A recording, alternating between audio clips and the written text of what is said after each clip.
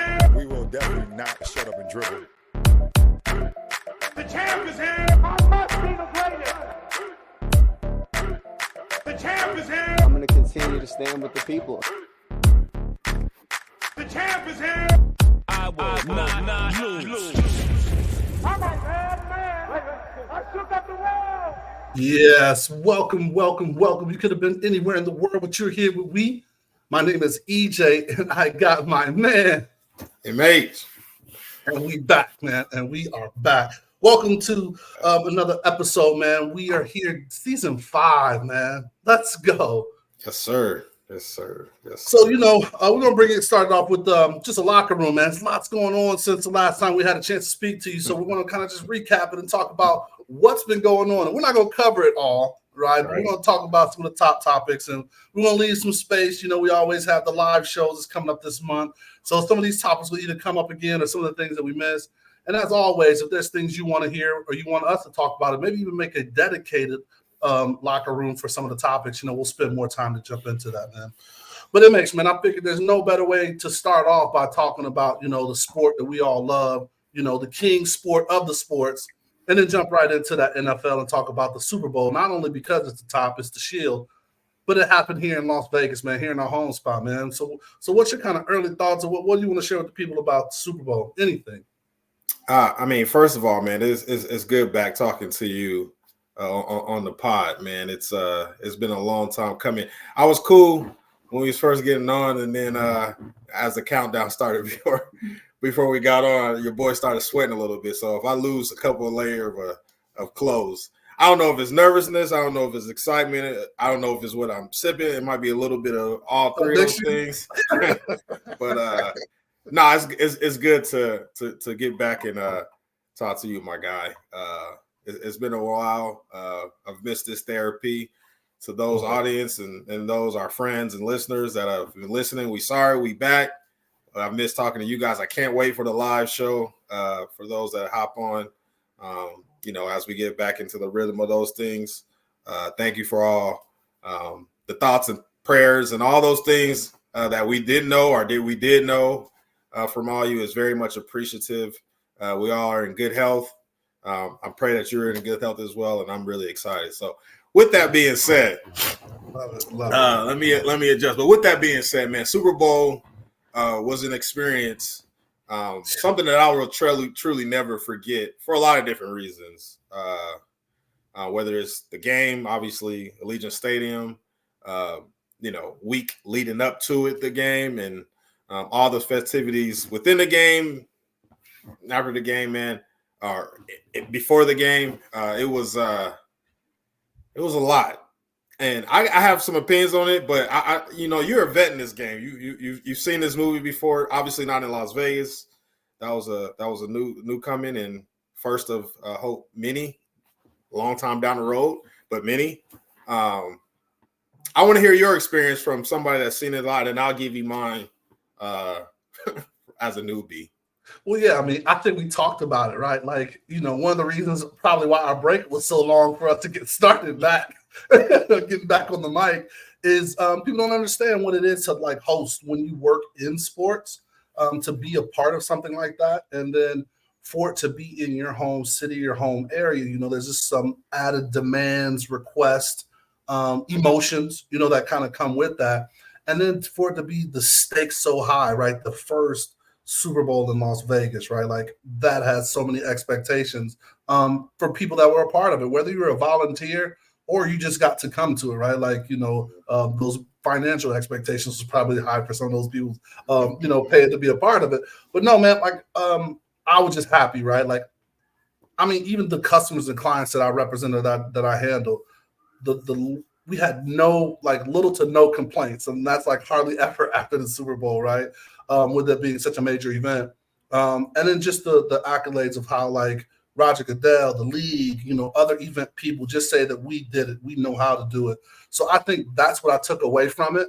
I still think I need some time to kind of like go more to the reflection of, hey, I helped build Allegiant Stadium, right? Like I was one of those first people. And that's where we met, right? Like you were one of those first people to be around, all of that was bringing the NFL to the city. So I just think that combination of everything was just kind of fully hasn't set in yet because we say I'm tired, balls. Right. That's real facts. And I just like all the things that were kind of done here. Unfortunately, I couldn't, be as part of the festivities because there was just so much that we took on as a company and personally. Having people and family here for the game, actually staying at my house. So all those things kind of, go into what it was. But I'm just so happy that we nailed it, like the city nailed it. Everybody came in and made a great experience. You had a great game on the field. Usher killed it. I'm definitely putting that as top 5 Super Bowl performances. So I think all in all, man, it just hands down, we killed it. Yeah, no, I totally agree, and I can echo all those sentiments of. I think everybody that had any involvement at any level, I think they did their job to a very high level. We represented the city well. I think everything went pretty well. This was really interesting for me. And as you mentioned, I work with the organization. I don't talk too much about the Shield that I represent because we just on here pod and I'm just representing myself as Miles MH, part of Black in Sports. But being a part of the organization and representing the organization in the community, I didn't really truly realize. I saw a list of things that we had to do and accomplish throughout the week.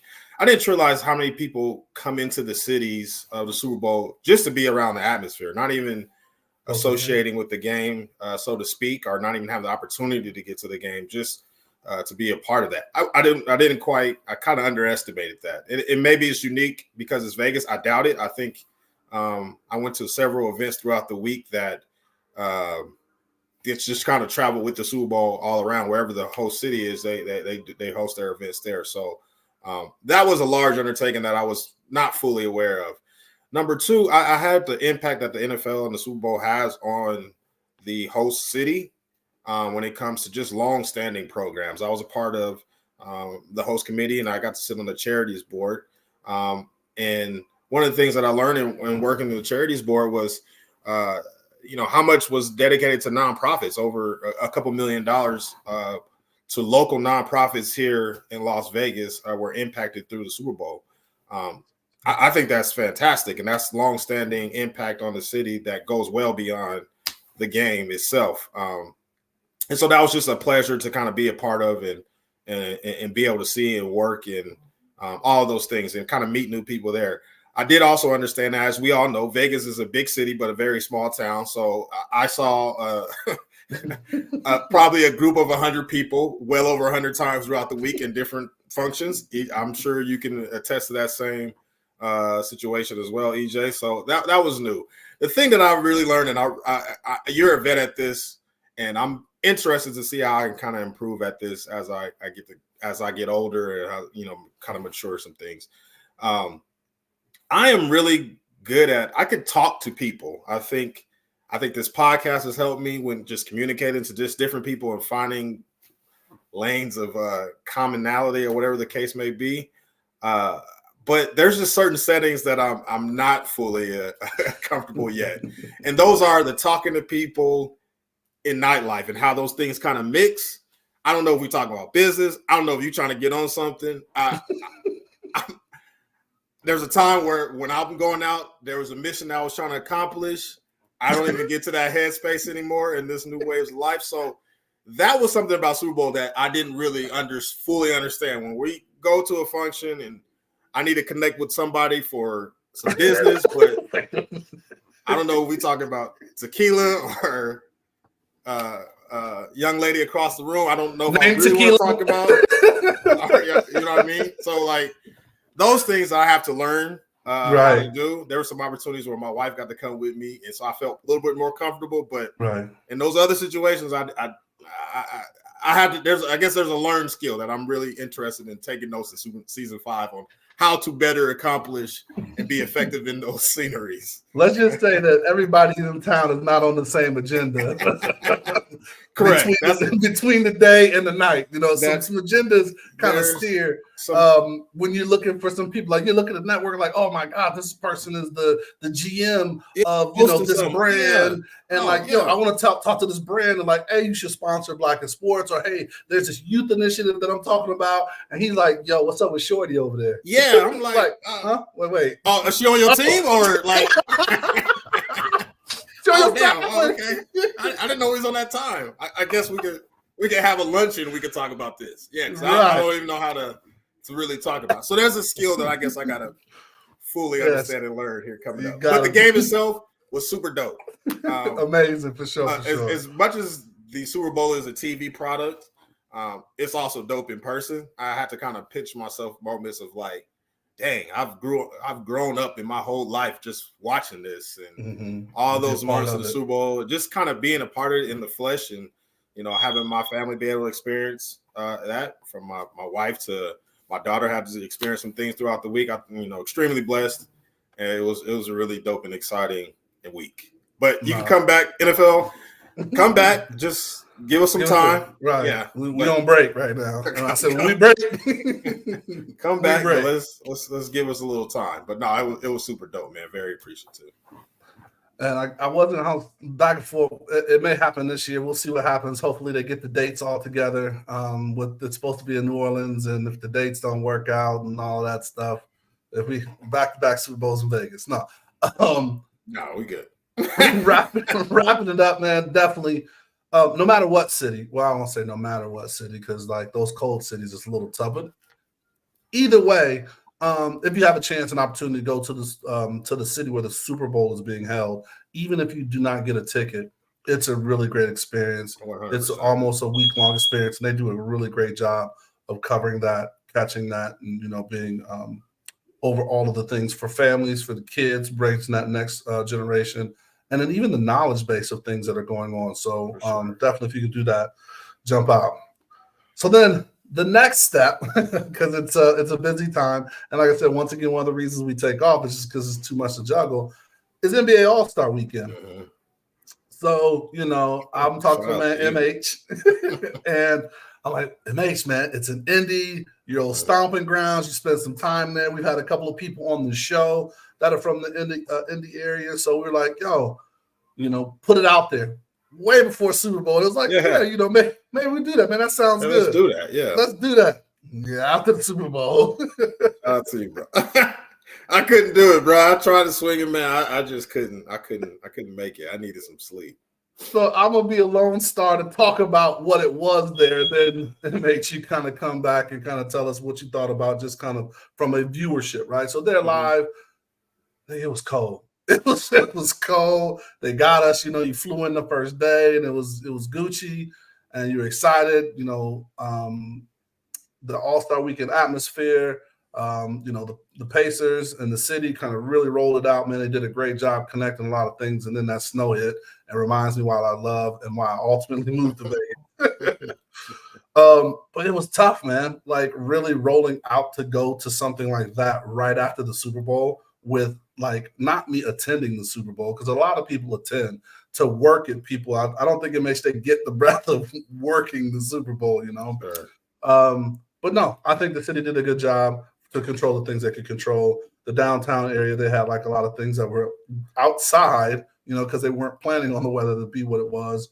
And they did, kind of a good job, like bringing in all of the alum, like the past people that had a part of the organization. And they worked the hell out of T-Pain. I don't know if T-Pain owes somebody some money, or if he's like Bruno Mars that they got here in Vegas. He owes some money, so they made him open that club here. So I don't know if T-Pain owes some money, but T-Pain was on everything. T-Pain did the opening ceremony in front of the I think it's called the clubhouse, or what's the field house? Is that the name of the stadium or whatever there? And then he performed after everything. They had the ESPN crew was live down there. So they just did, like I said, just did a great job with what they have. The HBCU game classic was really big, and it's awesome that they actually played the game in where the All-Star game was being played, because the last year they had it I don't know if this was the plan of the city, but it was way in the outskirts, right? So you're already in Utah, right? And then now you're going to put people like way out somewhere in Utah at a university. So I think that just made it tough from that aspect. So it was good to see that. Always a great spirit when the games are going, to see the HBCUs kind of get some shine and get some light on what they do. The new court was interesting. You couldn't really tell how they interacted when you're watching it at the game live. So that's definitely where I want to get your TV perspective, because I think they played maybe the rookies game and the Celebrity Classic game on that like LED court. Yeah, I think all the Saturday night stuff was kind of on that court too. Okay. So, those things, and then like, the skills challenge and the dunk contest is kind of like, I think they're in that realm too, comparable to flag Pro Bowl, right? Like, what do you do with the game? Where do you go with that? But then the highlight was being there for the challenge, the Nescu and what's the name? Steph. Oh my gosh, that challenge is off the chain. The energy in the building and like how they kind of played it back and forth. So that was dope. What'd you think? From just kind of watching it. Yeah, I mean, I'm pretty sure that Indy did a really good job of hosting, particularly in that downtown area.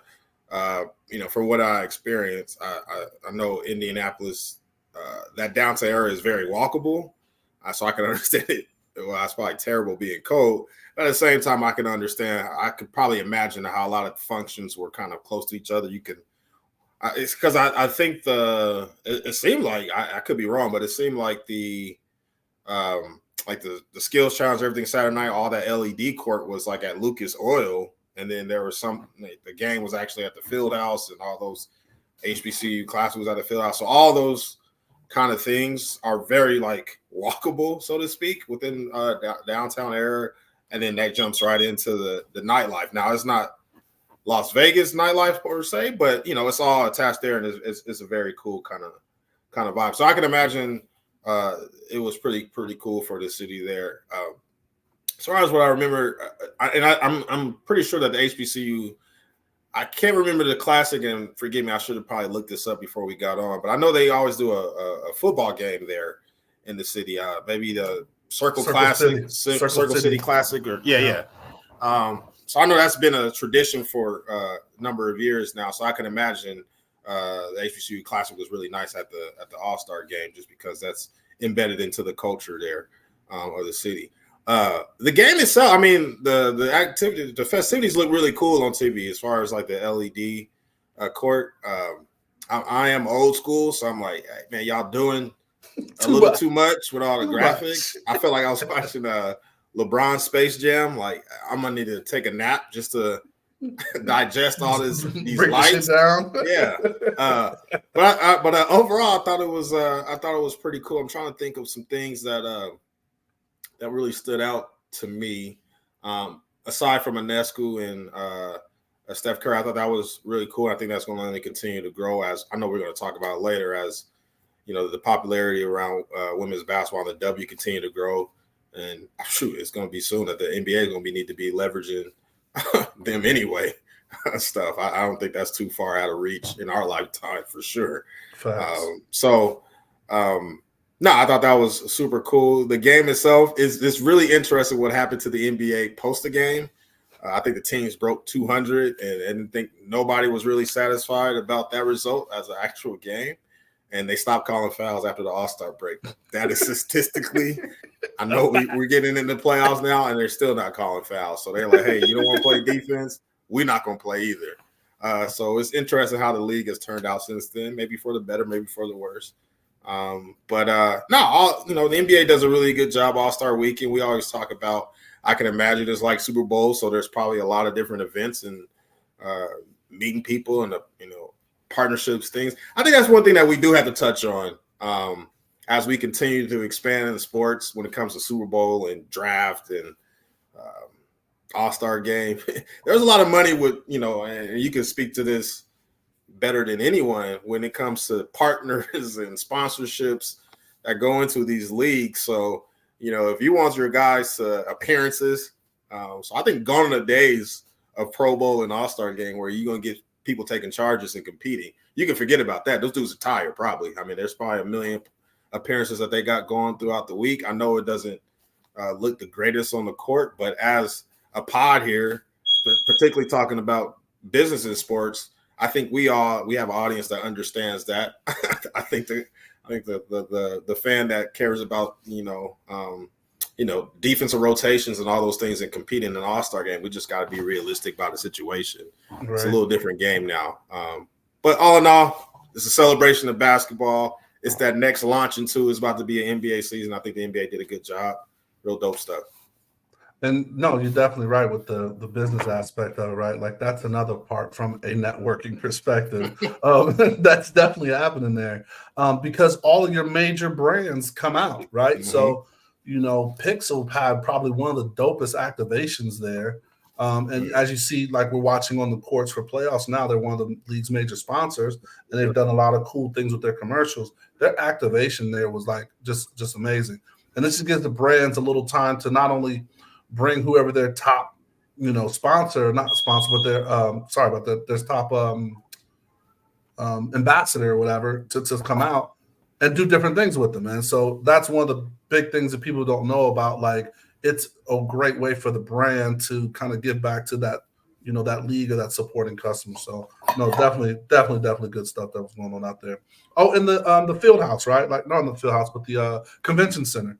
It's in the heart of that too. So it was connected. So there were some times where you as you learned your way, you could okay, I'm gonna walk through the convention center all the way down, and I don't have to get out to here. You know what I mean?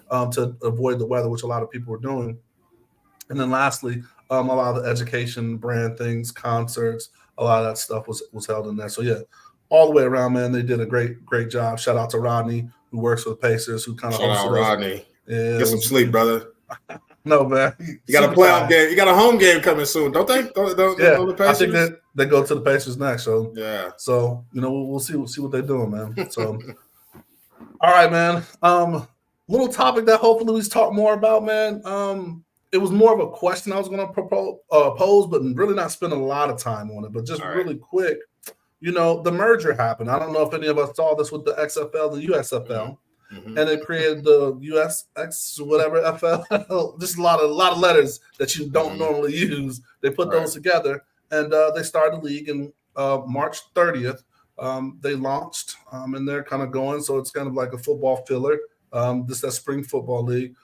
What are your early thoughts on it? Have you caught any games? Do you think this is a smart move? Like, just talk to me about it.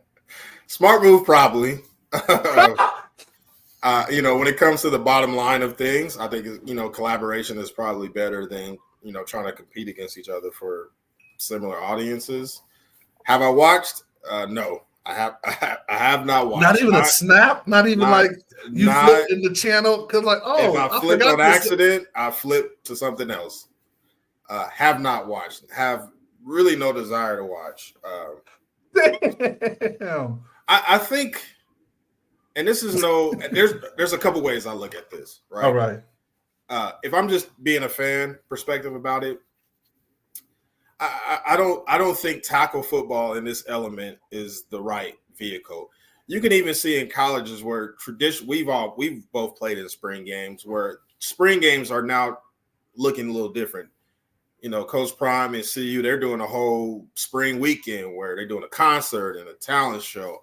I think Ole Miss and Lane Kiffin did some hybrid Pro Bowl thing. They were doing flag things. So even traditional of what you see from a spring break in college where it was really popular is a little different.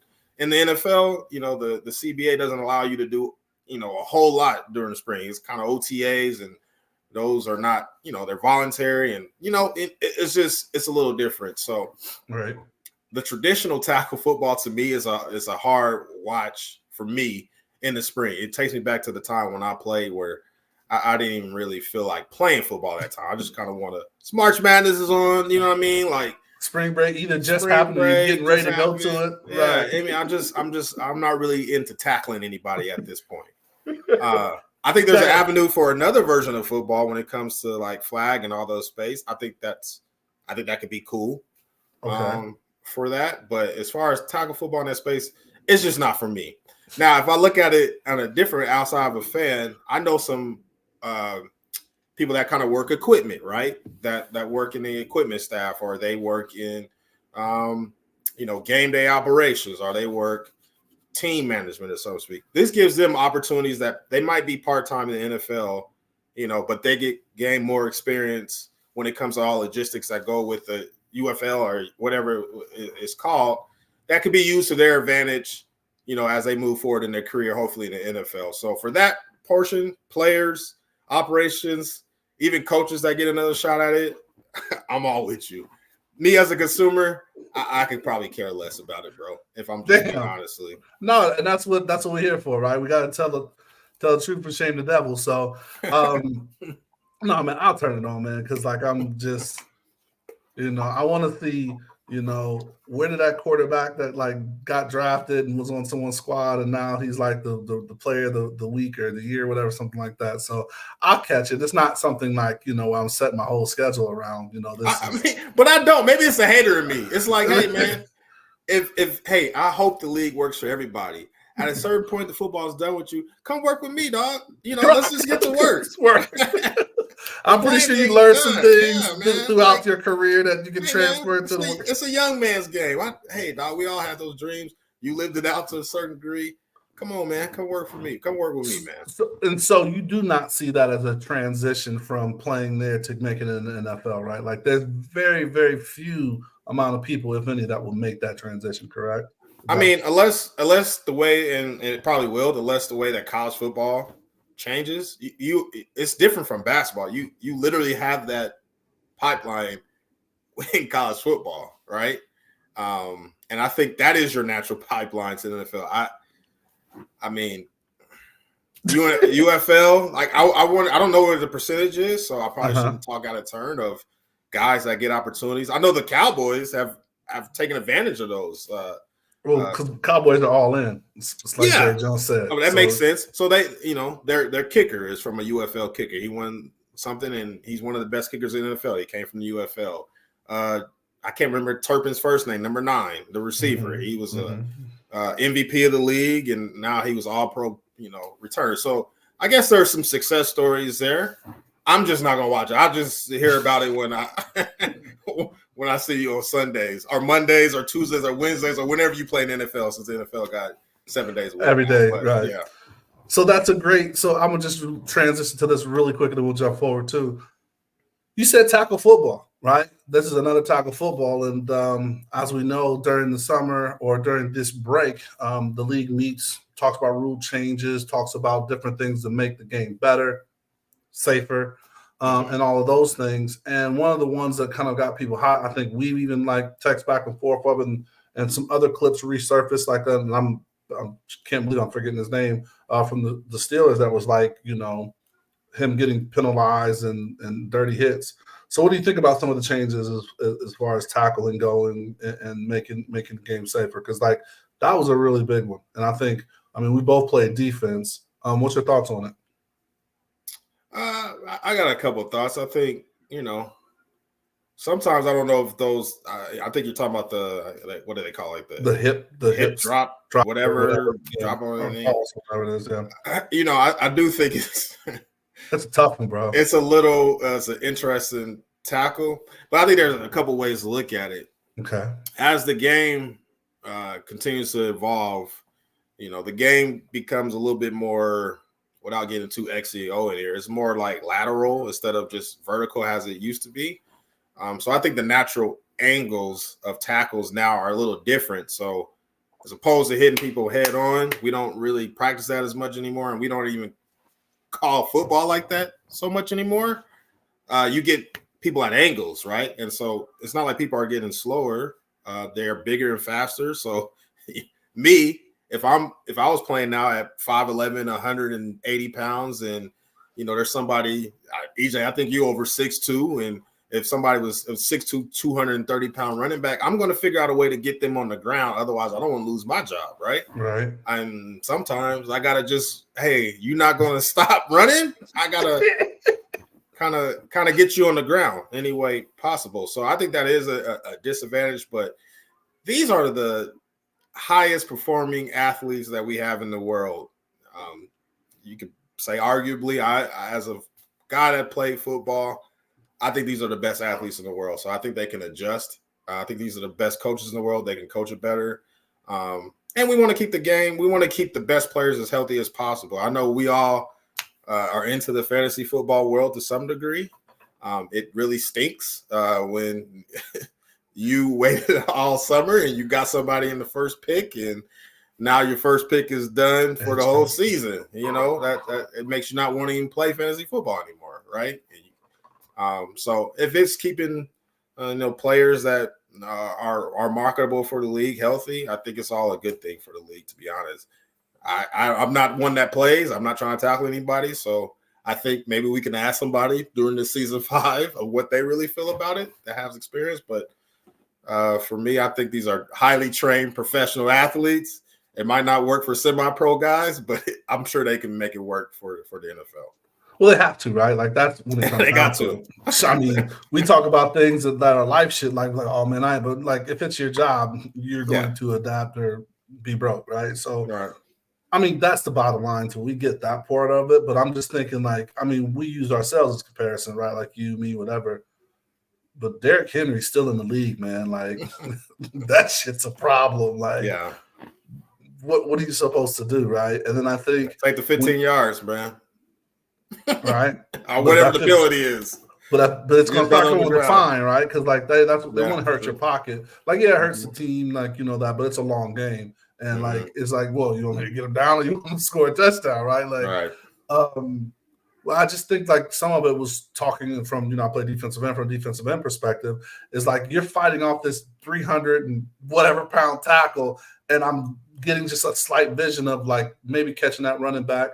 Hit that hole where I can kind of grab them and like sling them down, or a quarterback for that instance, right? Who's scrambling in the pocket, not being able to like hip toss them or like, it's going to be an interesting one. It's going to be, and like, it's all for the safety, but it's also for the game, right? Like it seems like it's always led offensive because, offense is exciting, right? People want to see scores, and if it's harder for someone to tackle, you just do better, right? So it's going to be interesting to see, one, how they implement it, one, how they ref it, right? Because that's the thing that you get. And like, was it a full hip toss or was it a half toss? And, did he really pull him down back? So it's going to be interesting from my perspective. I'm interested to see how they're going to kind of ref it. Yeah, I think guys address. I mean, I remember when the horse collar thing was a thing when, Terrell Owens got hurt and you can't pull back, and then that was they call it the Roy Williams as a Cowboys fan. I know Roy Williams. That boy tackled everybody like that. Everybody. And maybe himself phased out the league because he couldn't tackle like that anymore. But we see it, and both teams go crazy if you even see a horse collar. Defense, offense, everybody. No. So I think these are highly trained, highly skilled athletes. I don't see it as a big problem. You might see, in the preseason when everybody's really stuffed, you might see some flags. Up to about week 3 of the season. After a certain point, it's like let's play football and go from there. I love it. All right, so I'm gonna let you pick. What do we jump to the next topic? Do we talk about NBA or college/professional? Let's talk about. Let's just jump into college a little bit, and then we can get into the NBA. All right, so a couple of things on college, man. So first of all, man, a lot of coaching changes were happening like while we were in the offseason, like between bowl games and then going to the watching the college playoffs, which is the second part of this question. Which was the most shocking for you as far as coaches? That are leaving or got a new role or hired? Yeah. 2 of them. Probably Calipari, that was more recent now, was pretty interesting to me. I think it speaks to a totally new age of college basketball from a lot of different ways. But I think that for number 1, I think that was particularly interesting. And then obviously Coach Saban. That also speaks to a new wave of college football because of the dominance that he's had for so long at University of Alabama. So I would say those 2 are the 2 to me that stick out the biggest. Now, do you think there's some similarities and why? Like, Not completely, but I think getting into this new age, right? Like the NIL and the transfer portal are two things that just like, no matter the reign of dominance that you have in the boosters and the not Regency, but just like Kentucky is a blue blood, right? It's known for producing and having, this certain level of expectation.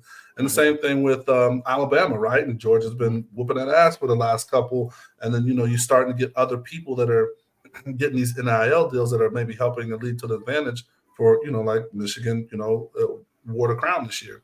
So do you believe that those were definitely some of the things that they were dealing with? For sure. For like a Nick Saban in college football, for say, I think the days of, having 4 or 5 consecutive number one recruiting classes and then kind of stacking 4 stars and 5 stars after 4 stars and 5 stars is probably over. You might be able to do that for, the actual recruiting class, but, that 4 or 5 star is number 3 on the depth chart. Hey, let me go ahead and get in this portal and see what's cracking with somewhere else. I think it makes it what's the word I'm looking for here? Competitive, but it makes it whatever the even out where I can't think of it right now. Even playing field or that kind of thing. It gives some other people like more opportunity that can maybe execute that, right? Yeah, even from and be able to turn programs around faster if you can kind of figure it out. In some ways, it also it probably hurts some programs too if they don't have those large collectives. That hey, you simply not going to be able to compete with somebody if you just don't have the donors, the associations. So I think that does hurt some. Now for Coach Cal, I thought that was super interesting, Calipari basketball, because Kentucky is the blue blood. That is the Alabama of college basketball. Right. And he might have to adjust the way that he goes about, recruiting, because he's been the one and done guy. I don't know if that necessarily works anymore for college basketball as for titles, right? Not for titles, right? I don't know if that necessarily works like how it used to. But at Arkansas, Jerry Jones's alumni. Oh, he's gonna get some money, and that's the thing, right? The Walmart folks, they talked about that, right? Whoever made Tyson's chicken, we all done had. They all Arkansas. You had a Tyson chicken breast nuggets or something, right? Well, we all done had some Tyson. So all them dudes is all Arkansas alumni. So what is he working with when it comes to NIL and that checkbook? Yeah. And Calipari can recruit? Oh, yeah. Yeah, I might get an Arkansas hat. I might. So that's going to be interesting to see that. Now, do you think it was more his move to go, or was it a little him getting pushed out and him like, oh, okay, y'all don't, okay, bet? It was probably the latter. I would probably say. I'm probably sure the university was looking for something. I'm probably sure he was looking for something too. Right. Right. So, but I do believe that one and done kind of killed him. Moving on, man. The CFP kind of made it like a little sneak announcement, right? Like it's not, they like said it and like, but under their breath, it was kind of like, hey, everyone. And like kept it moving, right? So it's like they expanded the playoffs, which we've all said we wanted, and then just with like the level of football. Do we want Liberty in the top, was it 12, 16? And then even though they've expanded it, they're not using all of the teams, right? Like they're going to do a gradual increase. From what I've read, I mean, I don't even have the full story of it. So like definitely anybody wants to chime in about that. But is it next year that they're expanding the playoffs past 4 teams? Yeah, I think next year is the one that, is it 8 or is it 12? 8 or 12.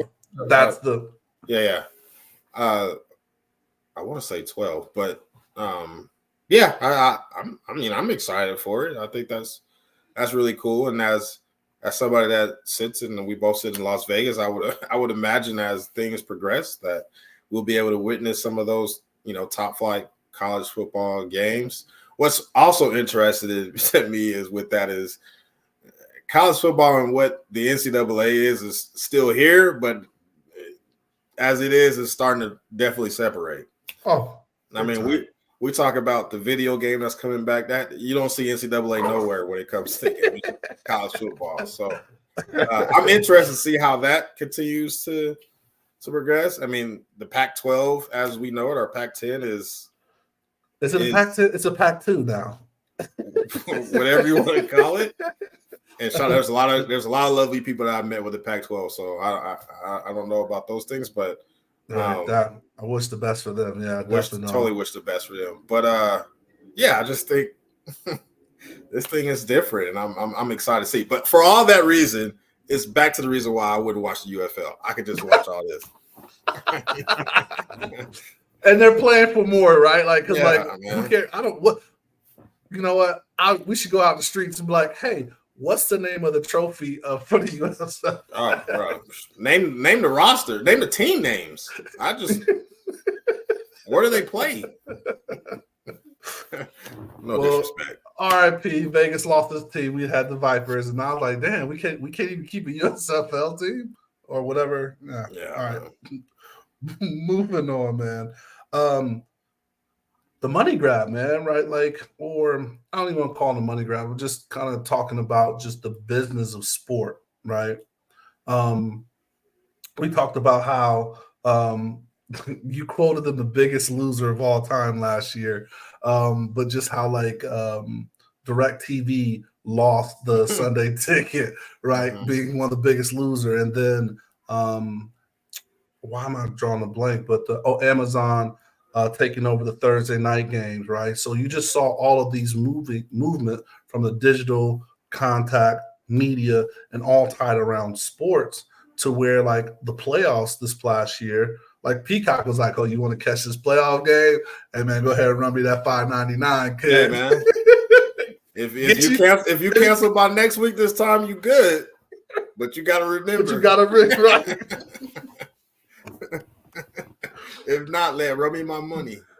So, and we talked offline about that, man. You think that's going to be more of the standard? I mean, just because, like, especially football, right? Like, you didn't watch the whole year. Now you're getting into like playoff weekend and these matchups and things like that. You see more going that way. I do, man. I think on the same vein, I remember I didn't really watch it, but I was in Mexico working when the Netflix, I think it was a tennis match. Yep. Was going on. I think it was here in Las Vegas. Mm-hmm.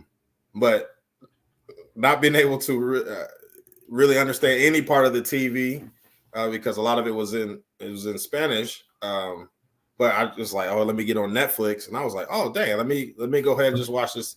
It's him, and this was this is an international type thing, and you can't get YouTube TV and all those type of things other places. So I think it's going to be huge, huge. And if I was honestly, I don't know where the WE is now, but I feel like that would be the angle that I would be trying to go. I don't know how that works with money and all those type of things, but I definitely would, if I'm them and I have some certain players that are kind of entering the sport now, I think that's the new move. They should be a step ahead of everybody else when it comes to streaming, I would think. And so my thing is it strong enough to go to streaming to force some people to pay that extra money yet? Or are you saying create an exclusive audience, right? Like a content, right? Like every platform that we have now, right? Like whether it's IG doing threads and the paywall play or OnlyFans, right? Like that's whether it's a paywall situation, right? So do you think that creating a paywall for the WNBA is right to do right now, or kind of more on the certain athletes, right? Because like obviously Caitlin Clark's going to be on every TV, like they, put her game. She's got more games, so maybe that should have been a play that they put her behind the paywall or like a streaming. I don't feel confident that they're at a stream only kind of thing, right? Because I probably would, as you're talking through it, I would probably agree. I just think there's, for a couple reasons, I think the timing of their season is perfect. I mean, they're not really battling a lot on TV because, no disrespect to baseball from a sport wise, we're not really watching that, but we are looking for something always on Netflix to kind of figure out like what's up, what are we doing looking right. at? I mean, when we think of shows, we say, oh, what is that on Netflix, or is it on Hulu, or is it on whatever? When we talk about is. like, oh, we gotta watch this, but oh, what's it on? Yeah, 100%, right. And so, as you continue to market, players that are the Asia Wilsons, the Caitlin Clarks, the I'm without naming a whole lot of all those people. As you start to continue, and the fan base knows them, not even just from a United States presence, from a international presence. What's my the lady from South Carolina? I can't remember her name. I'm sorry. That just got drafted in the top 5. She's Brazilian. She has a huge following. Oh yes. So you're getting them that content. Yeah, right? you're getting them those contents as well. So I just kind of what I would kind of look at. So I agree. So my process, or what I think would be that way, is you do like the quarterbacks, because we're talking about Netflix, right? Mm-hmm. So Netflix, Hulu, Apple TV has their own series and studio that they do.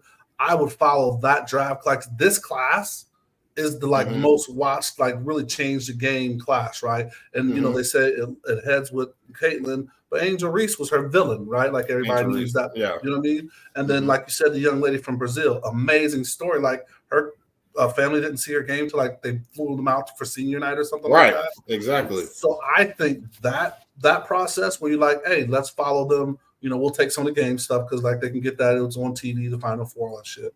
But take some of that story and make the quarter, because remember QBs came by and did so well that Netflix is doing wide receivers. They're doing wide receivers this year. And I think you can do that same thing with that young talent, right? And then, that'll grab enough people that first year that maybe you do like the vets mixed with young talent. You know what I mean? Like, because you got to find a story what's kind of captivating. For sure. And as we look into like F1, I mean, I know it's more popular internationally than it is here, but I think everybody thought they like knew F1 after that, right? Yeah, watch the Netflix show. And then now you're kind of like into it. Now, I don't know if the W wants to build those type of storylines behind, their product via Netflix or any type of streaming service. But I just think they have the women right now that are, and they've always had the women, but they are getting more attention now for whatever reasons. I would put it like this: the women that are willing to play into that story, right? Because you have some of the women that were in WNBA that just want to play ball, right? Like they're the Kevin Durant's of WNBA. Like, I just want to play ball. I'm not, attempting to be in front of this camera and do it. But this generation of they're doing NIL deals. They're doing other kind of like. Your girl was it Vogue or GQ or whatever, Ebony, whatever she was in, to announce that she was going to the draft. Like they get that kind of stuff. So I agree with you, man. This is definitely the right group. Respectfully, they've grown up in a different era. Totally different women now that are, that draft class. I mean, I don't know if they know life without, IG. You know what I mean? Like that's just their life. So I think they're used to, being a brand outside of them hooping. That's just part of their total package. And can still keep the main thing, And can still keep the main thing. They're at a cart, whatever the word, you know what I'm saying. Yes. They're able to do that easily, more than what we probably could, as, older black men in this world. It was a distraction, right? Like we didn't deal with none of that, right? Yeah. Yeah. I think it's a little different for kids nowadays, or young adults, I should say. Real off-brand, we got to always have one of these, whether you bring it out or I bring it out, but always one off-brand thing. So what do you feel about the Snoop Skechers deal? Snoop has a line of shoes and he's got some NBA players wearing it. I have not seen anybody rock Skechers.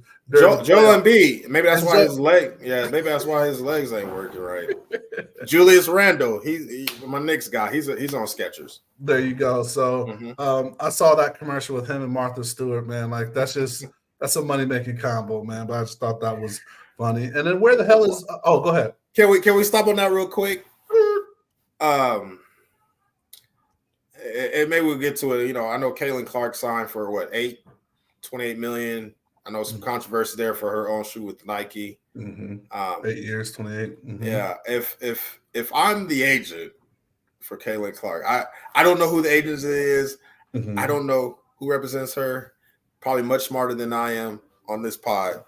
But I think that is way undervalued when it comes to Caitlin Clark. Like tremendously undervalued. So that's the thing, though, right? Like, and I don't know this business hands down, right? But you got to understand too.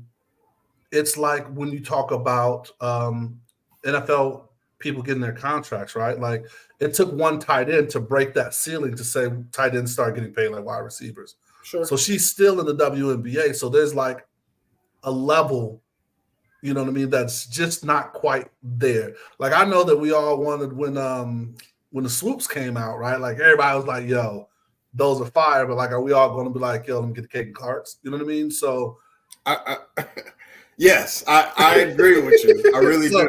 So there's a level. I mean, that like she's probably busted some levels, but like she has. Okay. And I agree with you. But even if I'm looking at and I'm not comparing her to this individual per se, but I'm just comparing the hype around them. So I think LeBron James, when he first got on, was like, 8 years or 6 years for $100 million or something like that.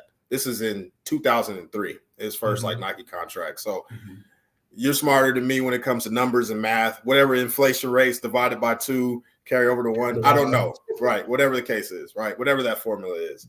I still don't think what she's making per year based on what the hype is worth that. If you break down a number, I don't know, it's 3-something a mil a year, whatever the case is. I don't know. And then maybe that's already in works. She already had Nike commercials at Iowa. Iowa's a Nike school. So maybe that was already a situation. But when it comes to, I see Caitlin Clark on TV probably more than, I would say 90% of the athletes right now, whether that's State Farm, Nike, whatever the case is. So in that reason, that is comparable to the hype that LeBron James had. Now, she got approved on the court, but that was comparable to the hype. And for that reason, for me, man, that's a little understated. I would have went right to Skechers and say, hey, let's. I know you got Snoop. Hey, me and Snoop in the commercial will be off the hook. Let's put something together. Let me get a lifestyle brand. I mean, if women are going to wear her products, boys, girls, everybody's going to wear her shoes. But women, they built a whole thing of wearing workout clothes. They call it athleisure. That's just what they do. Yeah. You give Caitlin Clark her athleisure Skims. Is that what? No, what is Skims? Well, that's her own thing. That's Kim. That's thick. But you get her. Who also has a logo on the court side, but that's a whole other thing. You give her a lifestyle brand. Uh-huh. You're not telling me that these folks are not gonna be wearing her lifestyle brand? We'll just wait for Juju Watkins. I already know Juju. She got everything. She got the swag. She got the game. She got the social following. Just give me a couple years, and when Caitlin Clark is still in that 8 for 28, and Juju comes and she's getting them 100 bands, okay, then we'll go back to this Caitlin Clark contract. And so you have to, and it's always a long play too, right? Like so, in business, right? You want a win-win situation, right? And if it's me, I want a win-win where I win more. Nike is still a business, so they can't like. They don't need to, because I mean they don't need to. They don't need to. So that's where I'm saying that there's the president who's like, okay, we're pushing it. We're gonna have a deal on the internet talking about it, but don't get crazy. I love Nike, and Nike is one of the leaders when it comes to equality in our game from any type of brand or organization. So I'm not saying anything about Nike. Fair for them, great deal for them. I'm talking about if I'm Caitlin Clark and her representation, I'm like, hey, yo, I'm on the cutting edge of stuff. So then are you like this?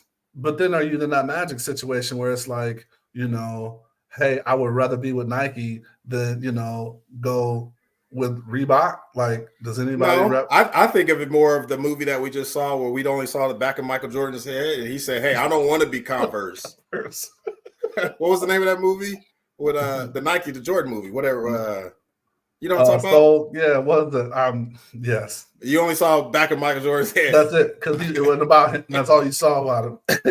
That's funny. But even in that movie, they were like, hey, I ain't trying to be like Magic and I want to do something different. I want to do something different. And I think Caitlin Clark, deserved or not, we can argue about that. That's not what I'm trying to say. If that the hype is around her right now, I'm gonna do a little something different. No, and the thing about it, It's not like you can't change, right? Like That's fair, but 8 years seems a little aggressive to me. I'm like, yo, I need to go back to the table at like 4, not 8. Hey, with an option after 2. Yeah, I need to opt. Yeah, I need to opt-out clause. We need to go back to the negotiation table if I'm doing what I'm supposed to do. You know what I'm Hey, saying? Caitlin, if you're looking for new management, you know we got somebody for you here at Black and Sports. Hey, man, I just what I'm saying. I'm not. There's nothing wrong with it. Shout out to her. I hope she does really well. I do too, man. I just want the game to be. I hope it's gonna do dope. I just think she could probably look at some more. I hope there's a athleisure clause in there too. We need to get that. Girl on brand. Well, I mean, if Kevin Hart got a brand, you know, and that's what I'm saying, bro. right? No disrespect to anybody. And Drake has a athleisure brand, right? I mean, like Drake's got a clothing line. Was it Noka or no? Anyway, I don't know. Right. Staying with the WNBA, the draft just happened, man. Like, and they were stunting in that draft, by the way. Like, they was cold. Now, you're a fashion dude, right? Like, and one of the things is, you know, you appreciate fashion all across the spectrum, men, women, kids. Yeah. So, what did you think? Like, it was so funny.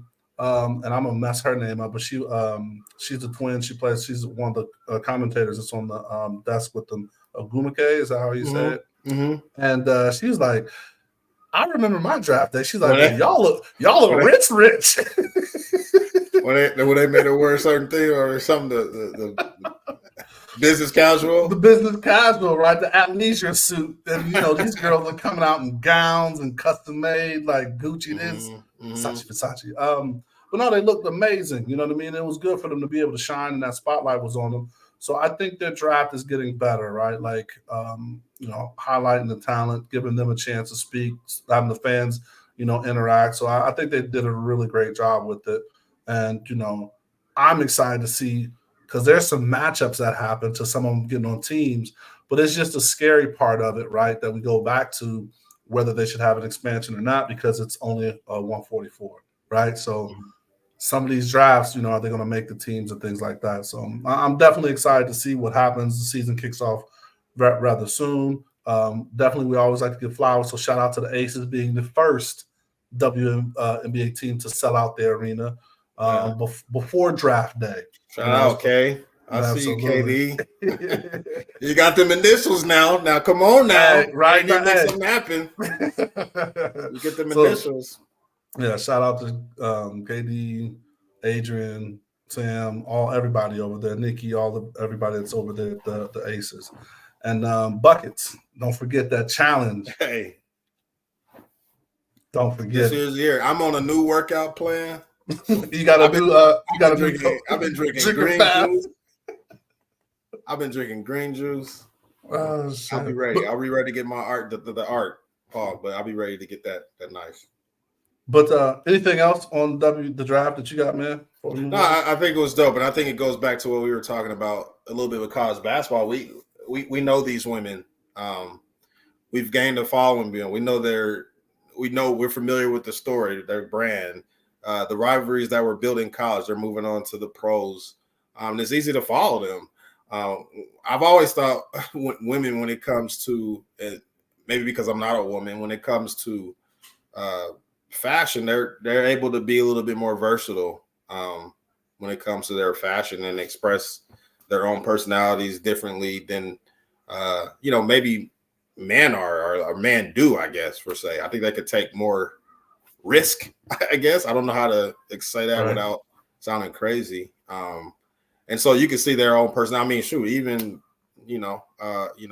from Angel Reese having the little, I don't know what that sparkle, hoodie dress thing was. Look like Joan of Arc or something like that. Yeah, to even Caitlin Clark put some Prada glasses on. I just think they can, they can express themselves differently through fashion, which is super dope. So hope to continue to see that.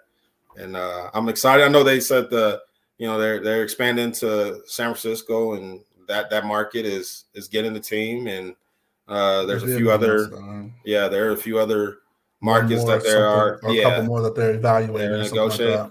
Denver is one of them. Shout out to Colorado. So Yeah, no, it's exciting for the W for sure. I'm looking forward to this season. Yeah, man, all good. And one last thing, shout out to Don Staley for getting that Shout champ out. undefeated. And like, shout out to whoever made the meme of her speech and put it over gospel music, man. 'Cause that shit's fucking That is comedy. that shit was comedy, That but is she comedy. was preaching, and like, congratulations to her and her team, you know, just kind of doing that, and just the standard she's setting for not only basketball, but for the women that she's leading, you know, and just you see the connectivity. Like Aaliyah Boston came back to support them and then was on the newscast or the coverage cast because, you know, just how she's growing and she's treating them. So definitely shout out to her. Yeah, we got to start putting Don Staley, and I'm mad. Maybe we need to post about this as well. But you know, when it comes to just profiles, we always talk about LeBron James's resume and profile. Like Don Staley's basketball profile is wild.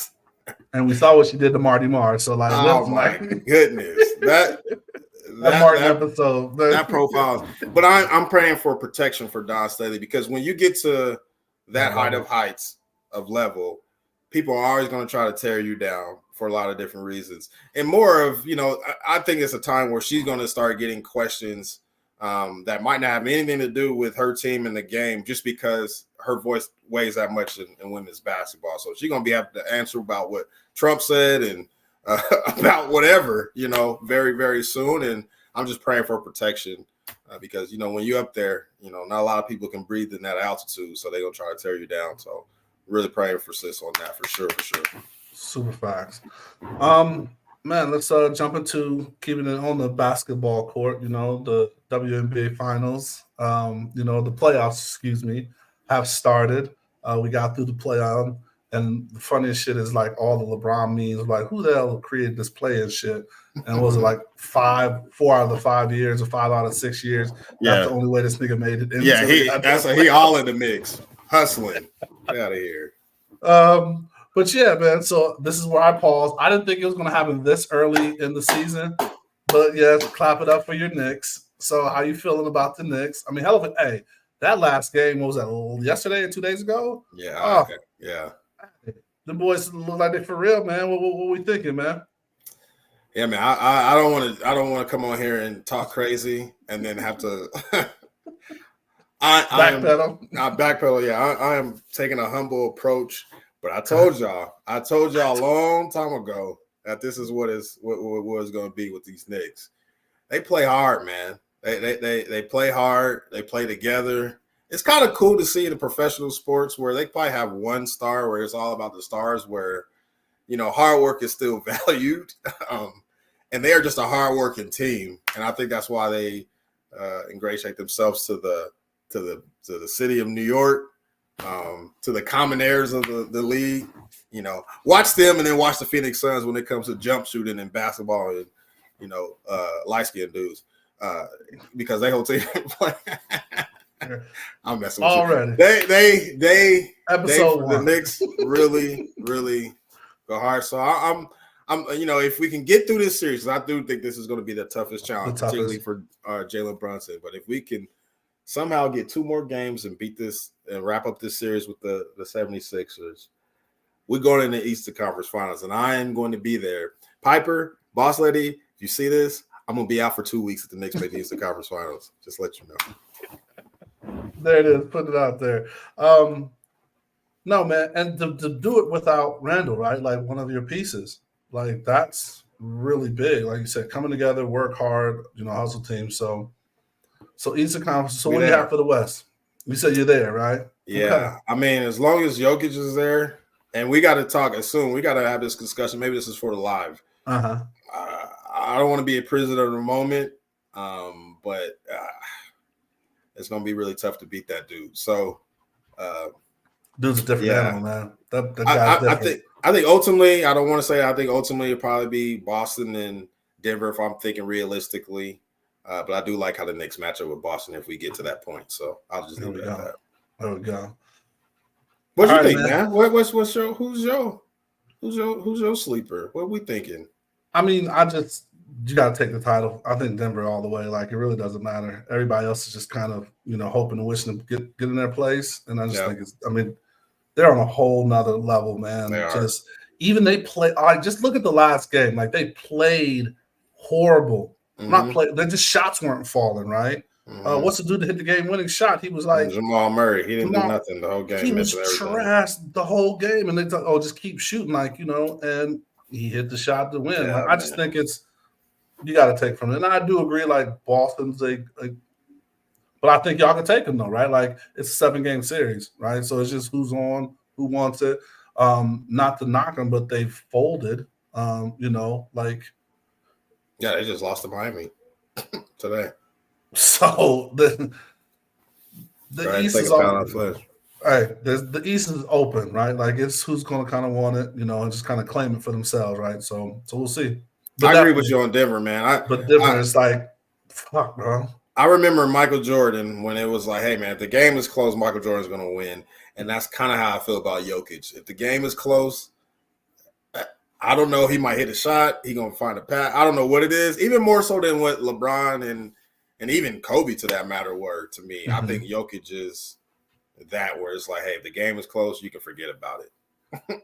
Chalk up a loss. They're not losing. Same. 100%. All right, man. So, man, it is great, man. I love the sentiments of how you open, man. It is definitely truly a blessing to get back on here. So, I'm going to open it up to you for I have one more thing to close us out, man, on this first episode of season 5, man. Is there anything else that you want to touch, man? We definitely covered a lot. And like we said, we didn't cover it all, but we just wanted to give you a taste, man. We're going to be here all year, season 5. Anything else you had to H? No, man. I'm excited to get onto this this therapy, so to speak. Therapy. Yeah, and talk to you and learn from you and learn from the guests that we have and laugh at some folks throughout the time. It's been good, man. It's just good. It's just really good to hear everybody. It's a blessing to be alive and healthy and breathe in today's world. Drink water, get some sleep. I'm excited about it, man. There you go. Well, one thing that you talk about, like, we definitely learn from our guests. Like, I think that is one of the dopest things that we can bring that to our listeners, and that's what our goal is, right? Because we definitely have the athletes on here. That's a big part of it, right? But we have the people that support the athletes or that are building the things around the athletes, just so we can learn a little bit more about, like, some of these things that are going on and give us other opportunities. But when we look at guests, we kind of talk about guests that we want. We put up kind of ideas and talk about different things. So right now, man, we just want to kind of put a rest in peace, because this is one of the guests that we were definitely putting attempts out to. I have friends working on it, man, and we just weren't able to get it to fruition, man. But rest in peace to OJ, man. I'm not trying to laugh or anything, but we're laughing as we do. But rest in peace, OJ, whose special is also, as we talk about Netflix, is it's up there now, right? Yeah, it's up there. Hold on, which one? He had like 3 of them, right? It's the one with not the one with Cuba Gooding. Cuba Gooding. So, you can don't watch that one. It is not believable. OJ Simpson was not 5'6", 120 pounds, crying. Get Trey out of here. That is not a good OJ. Get Trey out of here, man. That is not OJ. For some of you youngies, that was a Boys in the Hood reference. And for people that are listening to this audio, go watch Boys in the Hood. Oh, no, man. Speaking of USC running backs, my bad, EJ. I'm a subject trainer. I was going to leave that, but you want to break that? Man. I don't want to get too far into it. But okay. That's going to be a live topic, though. Give the greatest college football player that I have seen play. Thank you. Give my man his Heisman back. Yes, about time, official. Brother. About time. Reggie Bush. The day of this recording, yes, he got that. So that's definitely going to be, Mr. International, big USC fans will definitely be ready to talk about that if we forget to bring that up on the live. So yeah, for sure. All right, man. Well, hey, great first episode, man. We are happy to be back, season 5. We do it as we always do, man. We're going to bring you some really great guests, great topics, We're going to laugh, love, and just enjoy it along the way. So we want to thank you to people for listening. Please, support. Like an episode, share an episode, give us those stars or however you listen to the podcast. You can find us everywhere. We're on Spotify, iTunes, all the top places. And then, you can watch us live, man, so you can get a look at some of our reactions because we be clowning on here. But just want to say, year 5, man, thank you. Looking to do some big things. And just remember, stay safe, practice gratitude, and know we're rooting for you. We back. Screaming, all us blacks got is sports and entertainment until we even.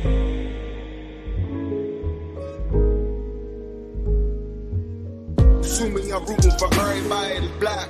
Yeah. Yeah. Assuming I'm rooting for everybody that's black. Yo. Look. Assuming I'm rooting for everybody that's black. Spent about 2 racks on handmade new rags. Assuming I'm rooting for everybody that's black. That's everybody from sports to college class to rap.